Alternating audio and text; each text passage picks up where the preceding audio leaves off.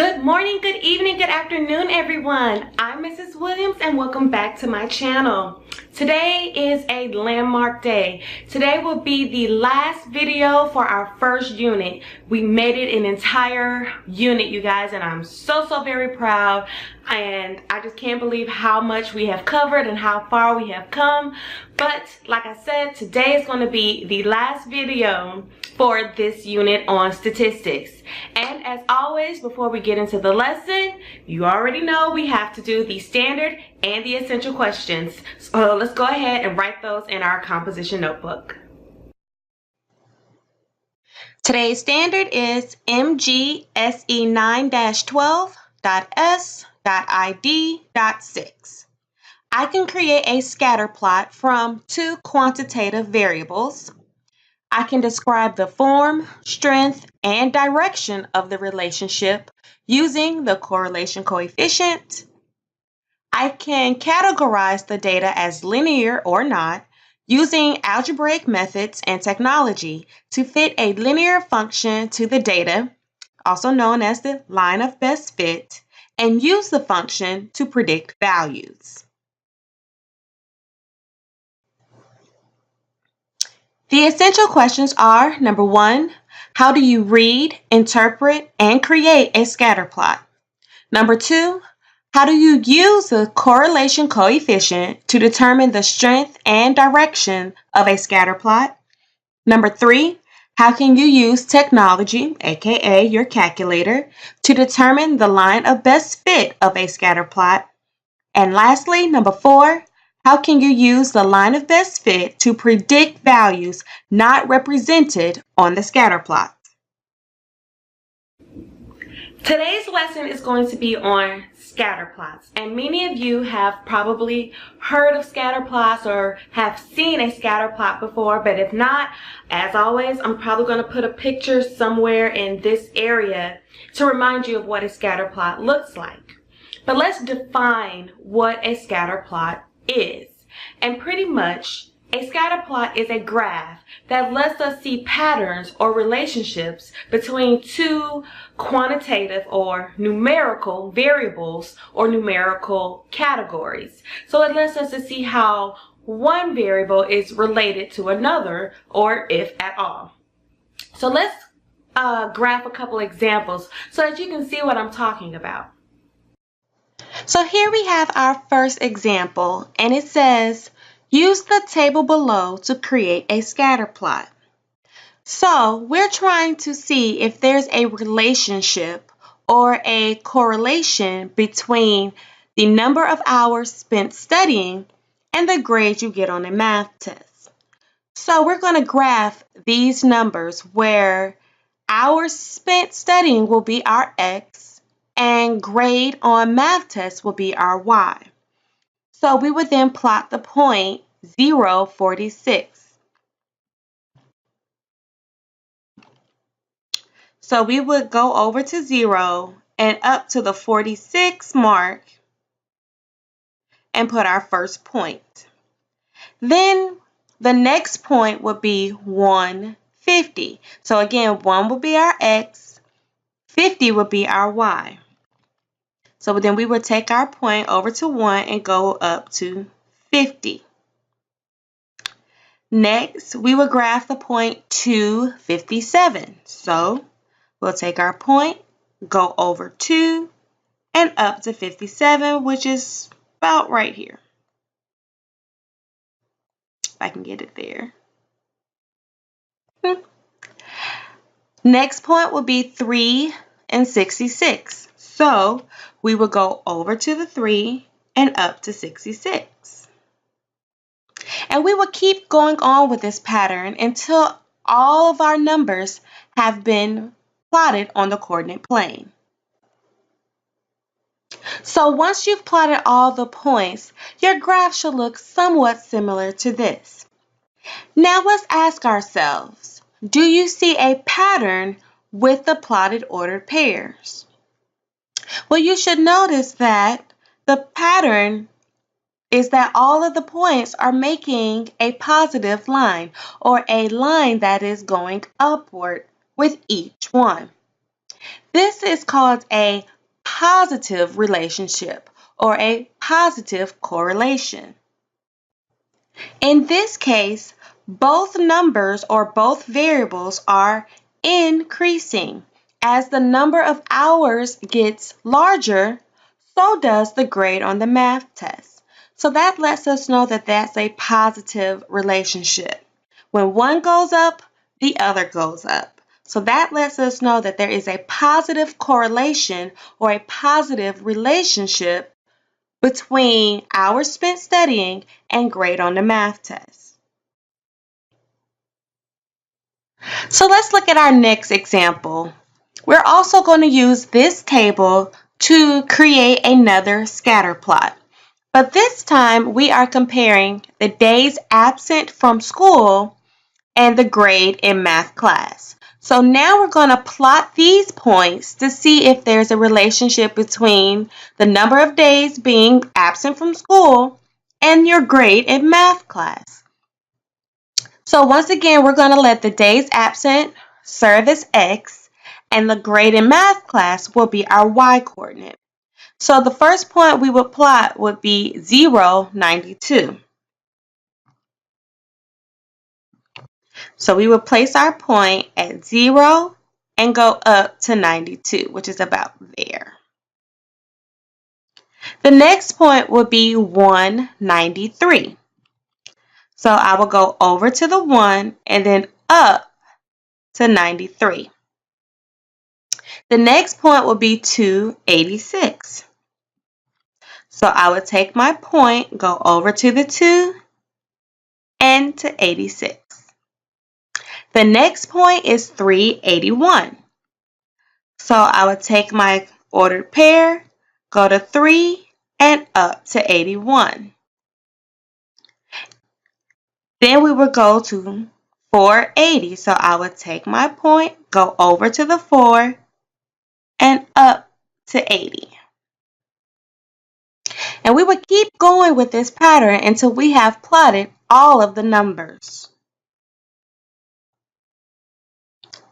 So once you've plotted all of the points, you can still see that there's a pattern, but it's just different. Instead of going up, it's clearly see that our pattern shows that all of our numbers are going down. We call this a negative relationship or a negative correlation. That means as one variable goes up, the other goes down. So we see that as the number of days absent from school increases, the grade in the math class decreases. So again, this is called a negative relationship or a negative correlation. This means that as the number of days absent increases, your grade in the math class is going to go down. So we know that days absent from school is negatively correlated or negative related to your grade in math class. So as you see from the examples, the scatter plot lets us see patterns that we may not have seen by just looking at the table of values. It lets us see a relationship or a correlation between the two variables. The most important thing that I want you to realize is that if two variables both go up, then they have a positive relationship or a positive correlation. But if one of the variables goes up while the other goes down, then that means those two variables or those two categories have a negative relationship.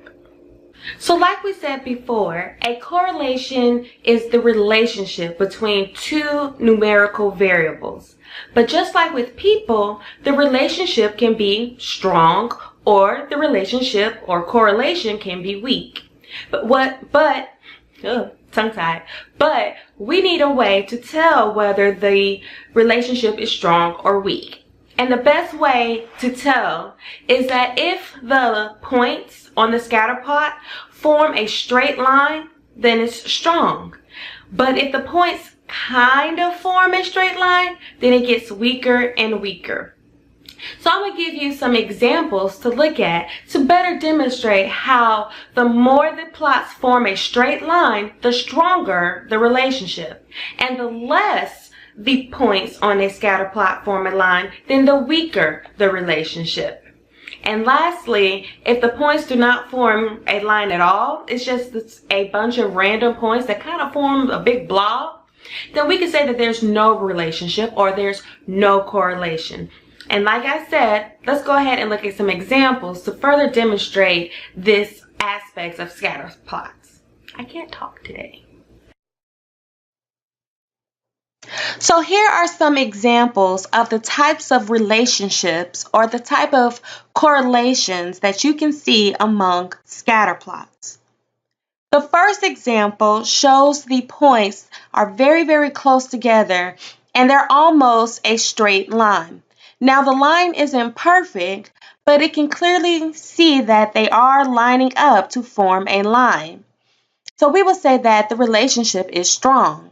In addition, we can see that they are forming a line that slopes downward, or that as one variable increases, the other decreases. So we also know that this is a negative correlation. So to fully describe the correlation, we will say that it is a strong negative correlation. The next example is that the points are a little further apart. It's harder to see the points as a straight line. So we could say that the relationship is weak.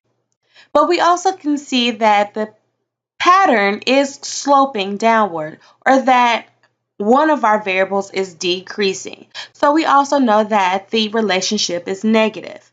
So to fully describe the correlation, we would call it a weak negative correlation.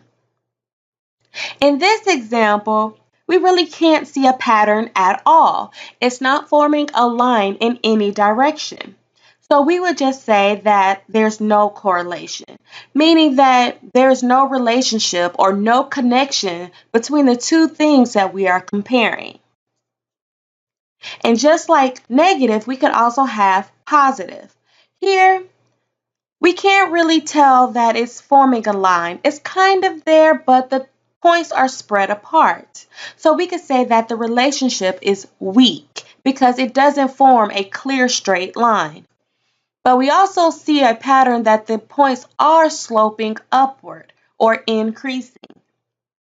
So we could say that this example has a weak but positive correlation. And lastly, just as before, here we can better see the points line up to form a straight line. It's not perfect, but it's clear that they are gathering together to form a clear pattern that slopes upward. So we would say that this has a strong positive relationship or a strong positive correlation. So those were some pretty easy examples to see relationships of strong positive correlations or weak negative correlations. But what if we have two graphs where we really can't tell the difference? How would we know which one is stronger or which one is weaker? And that's where the correlation coefficient comes in. The correlation coefficient is a number that we can calculate using technology to tell which scatter plot is stronger or weaker. Now this process can be quite tedious and difficult to do by hand. So in class I'm going to show you how to use your calculator to determine the correlation coefficient of a scatter plot. But for now, I just want you to look at the graph that I'm about to show you so that you can understand how the correlation coefficient can let you know which scatter plots are stronger or weaker. So this chart helps us to understand the correlation coefficient. So once we have calculated the correlation coefficient, which is represented by the letter R, it lets us know how strong or weak our scatter plot is, as well as the direction, meaning if it's negative or positive. If we get a number that's very, very close to 0, then that means that we have a very, very weak correlation or no correlation at all. If we start moving closer and closer to +1, the stronger and stronger our relationship will be, or our correlation will be. And we also know that since the 1 is positive, our scatter plot has a positive relationship. On the other side, the further and further away we move from 0, the stronger it gets. But since we're on the negative side, we also know that our correlation is a negative relationship. So let's look at an example. Here we have two scatter plots with thousands of points plotted on them. Can you tell just by looking which one is stronger? Some of you may guess this one. Some of you may guess this one. But honestly, we really can't be sure by just looking at the graphs. This is where the correlation coefficient would come in. We will use our calculators to calculate the correlation coefficient, and that will let us know which one is stronger. Now, if I told you that the correlation coefficient for this one was 0.93 and the correlation coefficient for this one was 0.96, you could easily tell that this scatter plot is stronger than this one because 0.96 is closer to 1 than 0.93. And we also know that both of these scatter plots are positive because our correlation coefficient is also positive.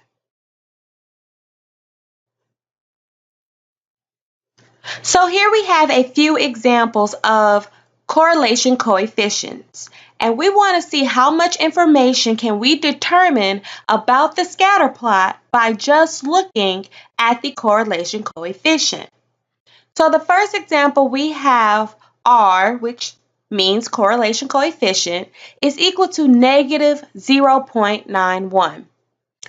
Automatically knowing that our correlation coefficient is a negative number lets us know that our scatter plot has a negative relationship, meaning that our scatter plot is sloping downward, or as one variable increases, the other decreases. Looking at the number 0.91, this is going to be very, very close to -1, which lets us know that our scatter plot has a strong relationship. So, to fully describe it, we would say that our scatter plot will have a strong negative correlation. Let's look at the next example. Here we have R, which is the correlation coefficient, is equal to 0.88. Now here we see that our number is positive. So that means that our scatter plot has a positive relationship, or that it's increasing or sloping upward. It also shows us that 0.88 is close to 1. It's not as close as 0.91, but it's still pretty close to 1.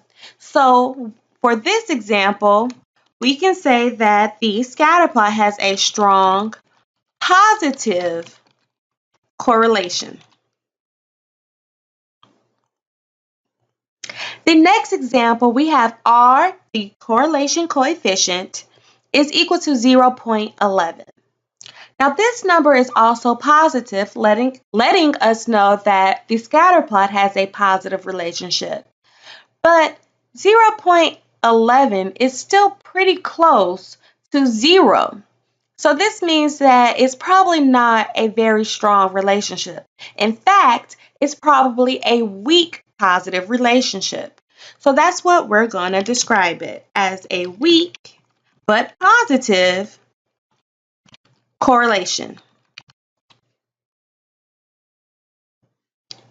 And our last example is R, the correlation coefficient, is equal to negative 0.02. This also shows us that there is a negative relationship, but negative 0.02 is extremely close to 0. So we could say that it has a weak negative correlation, but considering how close this number is to 0, we will probably be better saying that there is no correlation at all. So that example was the best way that I can show you of how to use the correlation coefficient. The main thing that you need to remember is that the closer a number is to 0, the less correlation there is, or there isn't any correlation. The more the number is to negative 1, then that means it is a strong negative relationship. The closer a number gets to positive 1 means that it is a strong positive correlation. So just make sure you keep that in mind, because we can tell a lot from just having the correlation coefficient of a scatter plot. One of the best things about scatter plots is that it's a pattern. And with patterns, we have the ability to predict or to guess what is going to come next. A scatter plot can also do the same thing by drawing the line of best fit. Now, you heard me say that the stronger a scatter plot is, the more and more the points line up to be a straight line. Well, we can use the equation of that line, or the line of best fit, to determine values that may not be represented on the graph. It gives us a way to predict certain values or predict what's going to happen.